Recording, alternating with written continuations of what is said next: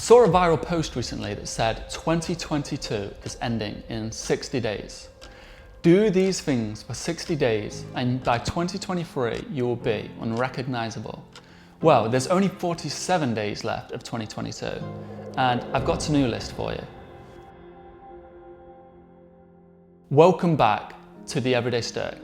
I'm William Mulligan and my goal is to share the practical philosophy of Stoicism with the everyday person to help guide them in their life away from fears, anxieties, and help them become a stronger character and a calmer person, just like Emperor Marcus Aurelius, Socrates, Seneca, Epictetus. These great philosophers of old used Stoicism in their lives. There is 47 days left of 2022, and if you do these things every day till the end of the year, by 2023, you'll be a much stronger character, you'll be a much calmer person, more empathetic, and hopefully it will guide you to what some Stoics consider the good life. Eudaimonia, human flourishing. Number 1, manage time. Seneca says that it is not that life is so short, it is that we waste so much of it. You know, we all have the same 24 hours in a day, yet we can scroll on Instagram for 2 hours every day, which doesn't sound like too much, but when you add it up over the years, it's a very big number. My advice to you to stop you from wasting time and be present. The Stoics really impressed on the idea of being present. Time is very important, and it is very important to be present in this moment right now. Don't be worrying about the future, don't be worrying about the past. The present is what matters, and we cannot waste the present on things we know we will regret. So how do you do this? Number 1 is to make a to-do list. At the end of the day, when you're laying in bed, make a to-do list. Write a few things that if you completed them by the end of tomorrow, you'll be happy with. You write these things down, and then tomorrow you have an aim, you have some goals to work towards, and it's more productive that way, and it means you focus on the things of importance. Working out, cleaning your house, meeting a loved one, helping someone else. You're more likely to complete these things. There's been many studies that show if you write your goals down, you're more likely to complete them.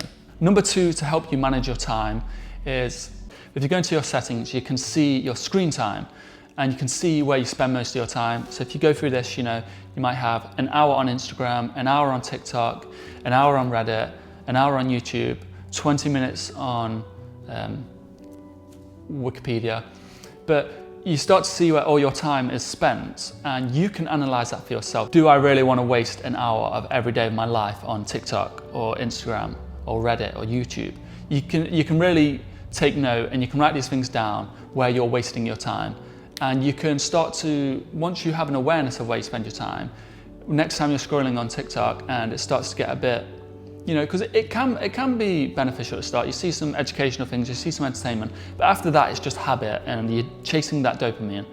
So when you get that feeling, there's always a choice, and you go, shall I stop, shall I not? And just remember how much time you've wasted. You know, an hour every day for a year is 365 hours. You can do a lot in 365 hours. Or you could just do a lot of nothing and have 365 days of presence, mindfulness, sitting there, just taking in your environment, rather than sometimes you're taking in rubbish that's not good for you when you're scrolling on these apps. Sometimes it's good. Make deadlines. Deadlines add a bit of pressure to your goal. If you've got a goal of doing your homework, then say it needs to be done by Friday. So when it gets to Friday, you're more likely to get it done, and then maybe hand it in on Monday. But it's always good to have a sharp deadline, because you're more likely to reach that deadline.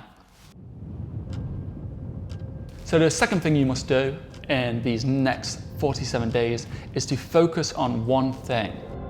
I recommend writing down the things of importance. That could be your life goal, your yearly goal, your weekly goal, your daily goal. You write down things of importance, and so you have a focus on them. And that is why I have this journal. That's what you do in this journal. It's a success journal for those who prefer to get things done than to journal. I designed this with my brothers for our company. People love them. I use it myself. I write down the things of importance, and every day when I open it up, I see these big goals and I'm just working towards them. And maybe I can make notes on what I did wrong, what I did right to get towards that goal. And it's very helpful when you can see that thing. People like to make a mood board if you're more of a visual learner. You see that mood board every day. Marcus Aurelius really impressed on the idea of having aim. He said, without aim, we wander around aimlessly. Your aim can just be to be a good person. It can be to act virtuously. It can be to help others. But if you don't have that aim, you can start deviating down the wrong paths. You can start wasting your time as you're not aware of what you could work towards. You're not aware of the time you're wasting. So make that awareness, write down your goal. Number 3, make gradual improvements.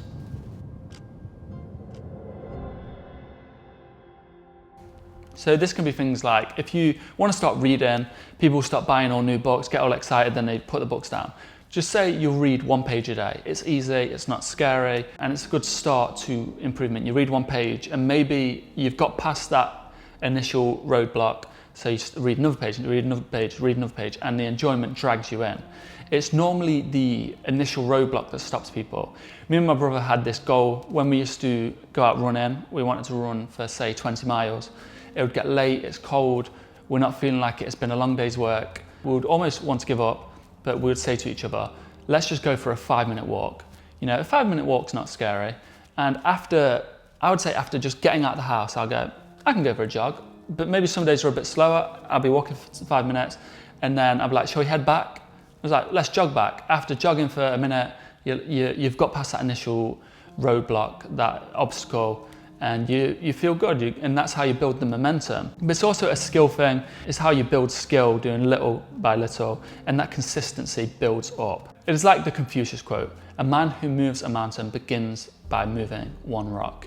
You know, by moving 1 rock every day over, I mean, it'll take years and years, but it builds up, that consistency builds up. The way I like to see it is if you had 1,000 kilograms of stones in a pile at the bottom of a hill and you had to move them to the top of the hill, you had 1 month to do it.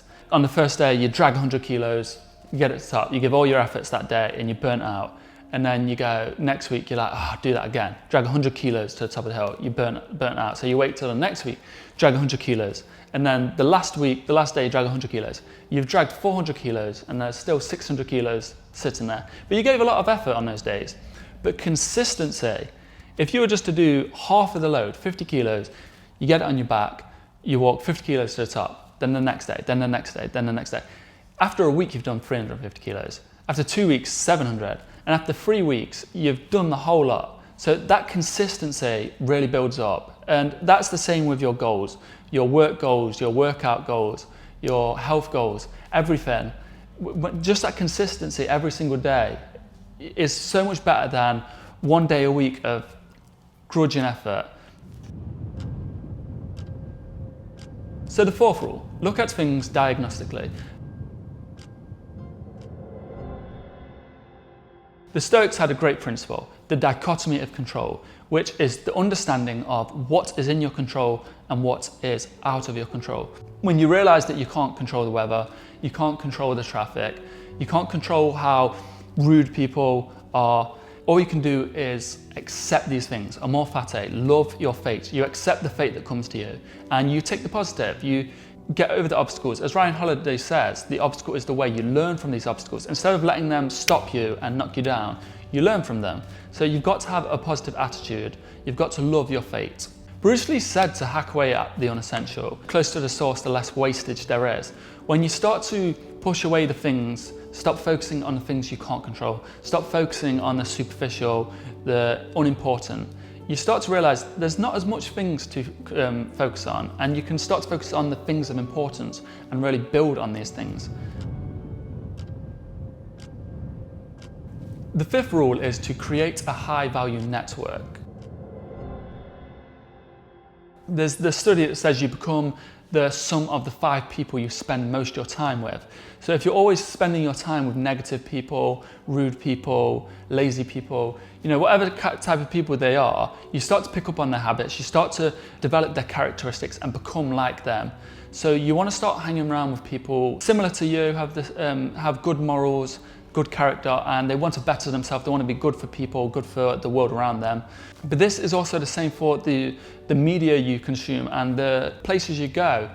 You know, if you're always on Instagram looking at people who are fatalists, what's the point in this, what's the point in that, you know, you can never be good, you can never do this, and they're giving you scientific studies on why there's no point trying, there's no point being a good person because there's always going to be horrible people that are going to put you down.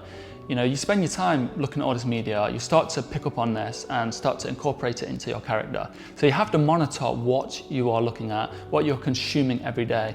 The media we consume around us and the people we are with most times is the person we become. Be careful of who you spend your time with and what you spend your time doing. Number 6 is get into deep work.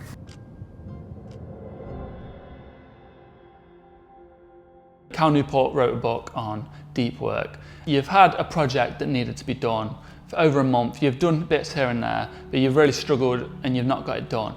Then the last day comes, panic starts setting in and you go, I need to get this done. Somehow, miraculously, you get everything done to quite a good standard in a few hours. And you think to yourself, I just did a whole month's work in a few hours. That actually incentivizes people to be lazier and put things off to the last minute. But if you take the same principles that in those few hours where you're panicking, you probably removed all distractions, got into deep work, focused on that one goal, and you got it all done within an hour. A whole month's work done in an hour or a few hours. And you can actually do this every day. You can do deep work every day. So it's about letting go of the ego of doing work for many hours, seeming productive. The goal is to actually be productive. Remove your distractions. Do an hour of focused work, no distractions, no phone, no games, no people distracting you. And you get this hour of high intense, focused work on your goal. You could get a whole day's work done in an hour. What does that mean? It opens you up for the rest of the day to do other things or to get more of that work done. You do that hour, take a little break, do another hour, and you get so much more done. This is the rule I used to do, is I'd set a Google timer for 1 hour and I say, I can only focus on this goal until that alarm goes off. You work and you work and you work again, and you get so much done, then the alarm goes off. It's like a race to get as much work as possible. You have a little break, maybe a snack, maybe a drink, set that alarm again. I can tell you, you'll get 10 times more work done. You'll be 10 times more productive, and you'll focus on the things of importance. I'm currently working on a documentary, we're editing a documentary, and on our door it says, this is a deep work zone, no distractions, no phones. You want to get into that deep work zone, you need to create a deep work zone. I highly recommend you look into that further. The last rule is to find purpose. Chris Hadfield, the astronaut, gave the best bit of advice I've ever heard about finding your purpose. He says, if you walk into a bookstore, what section of the bookstore are you most drawn to? I was always drawn to films and history and travel. I didn't know why, but I'd go to these sections of the bookstore. It only dawned on me it's because these are my interests. Because he puts it like this, when you're giving all these options into sections and you can see these sections before you, you can be drawn to the things of importance to you.